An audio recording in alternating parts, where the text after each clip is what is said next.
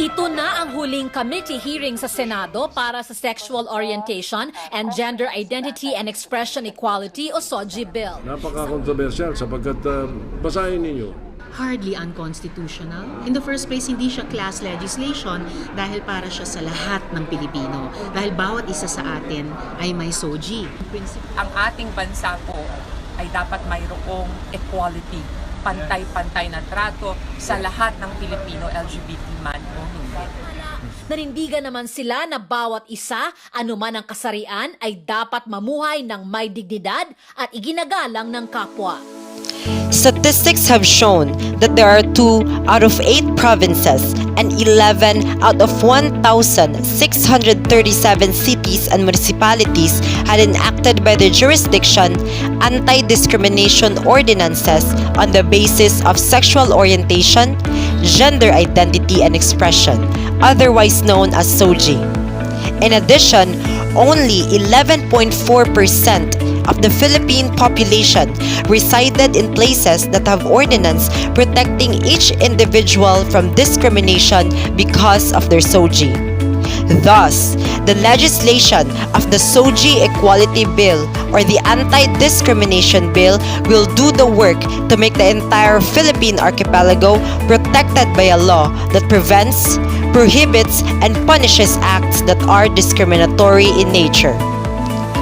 One of the proponents of this bill is Bataan 1st District Representative Geraldine Roman, the first ever transgender woman legislator of the Philippines, who was on the vanguard when she fought for this bill in the Congress. With that, I declare my support for the SOGI Equality Bill. Hereinafter, I will argue that the passage of this bill is morally dictated, legally necessitated, and democratically demanded.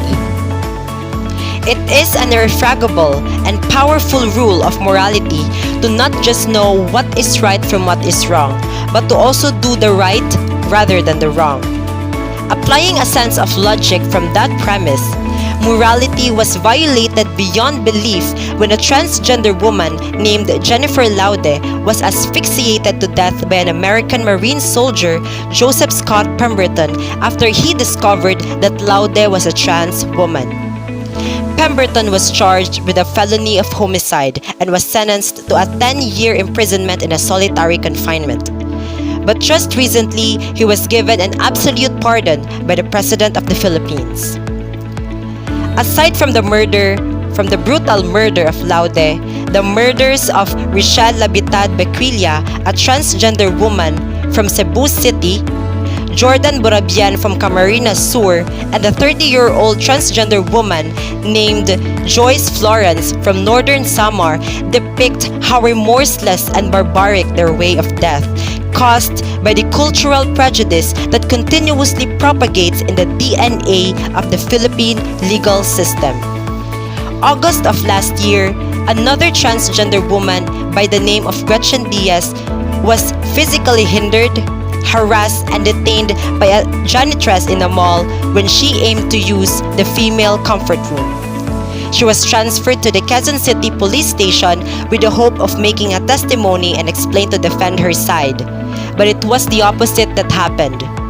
She got arrested by the police officers, notwithstanding the basic arrest protocol, which is to inform the arrested person as to what legal ground has caused his or her arrest. Neither a magnifying glass nor a microscope can verify if there is a least amount of morality in those events, because there was none. The cases of murder, violence, harassment, and curtailing of freedom to exercise the basic human rights were certainly a great breach to the morality that upholds the human dignity. SOGI Equality Bill, if ever passed into law, will never allow those cases to happen brought about by never-ending prejudice. The candidacy of this bill to become an official law of the land hurdles no legal obstacles. In fact, domestic and international laws and covenants, encourage and provide virtuous mandate to craft a law that encompasses the entire citizenry, taking no basis on age, religion, sex, race, and other personal status. Accordingly, the SOGI Equality Bill was born for all Filipino people with no such categorical filters that marginalize a certain group of people.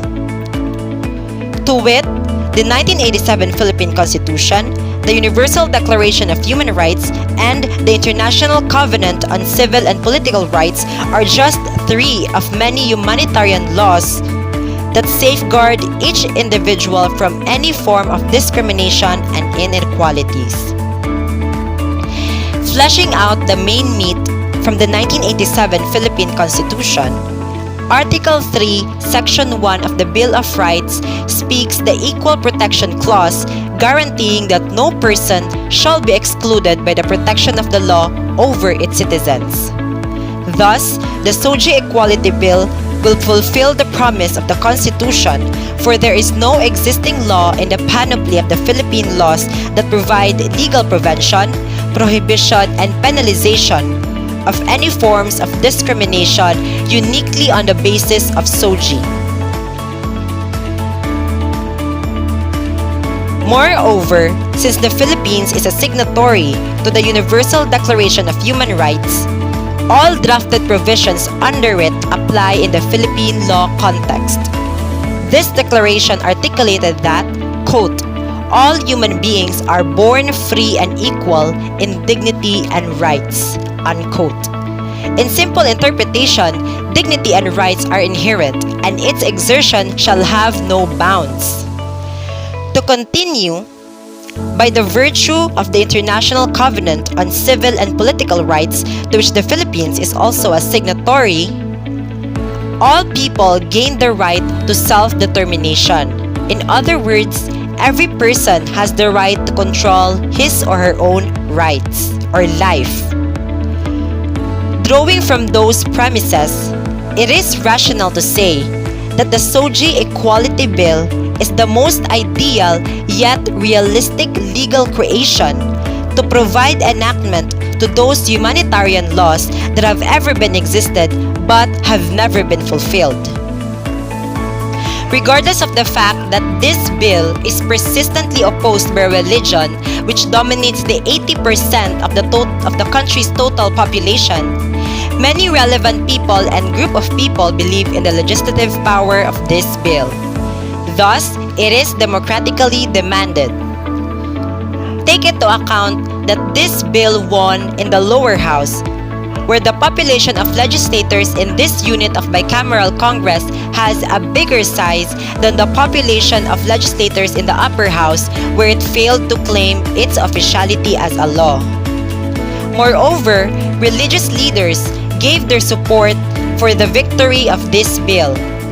To name, Pastor Kakay Pamaran of the Union Theological Seminary, Sister Mary John Mananzan, OSB Executive Director of Institute of Women's Studies of St. Scholastica's College, Iglesia Filipina Independientes Coco Alviar, and Bishop Solito of the National Council of Churches in the Philippines.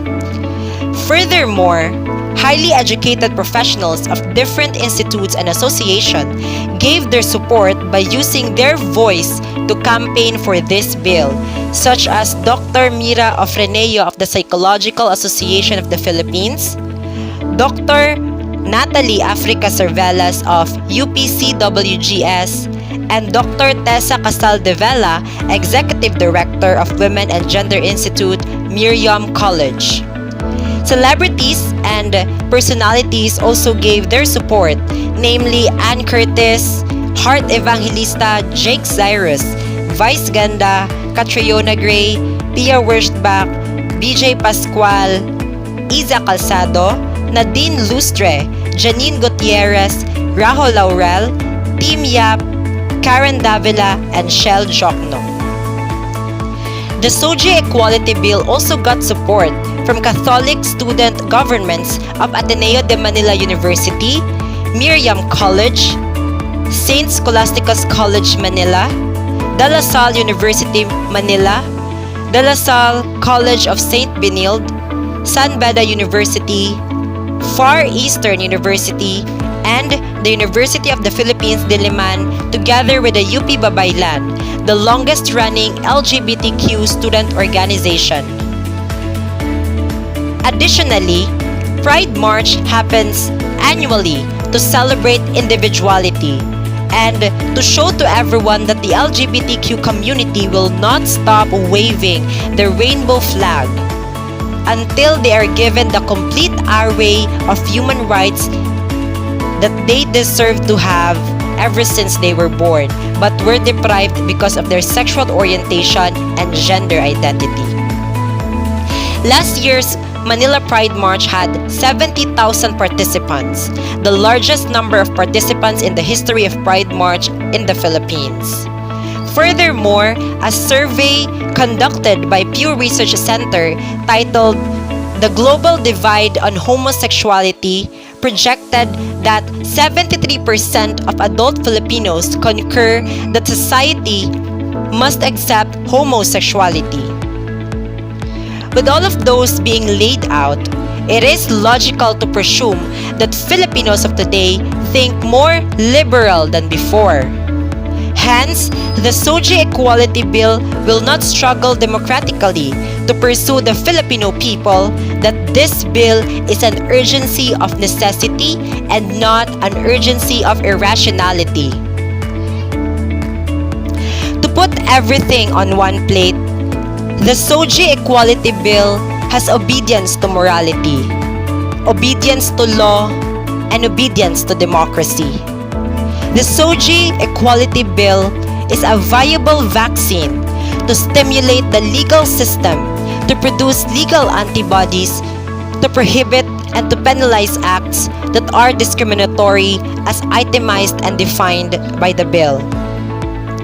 It has been 19 years of interminable wrangle of whether or not this bill has a chance to be legalized in a Catholic nation. But no one can hinder when a time has come for something. And now, more than ever, is the perfect time to pass the SOGI Equality Bill even if the status quo resists to be reformed.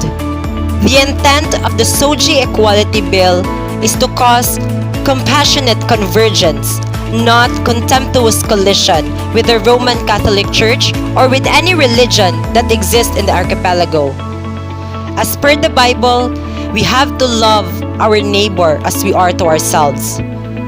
But can you call it love when you enjoy the things that your neighbors do not? Come to think of it,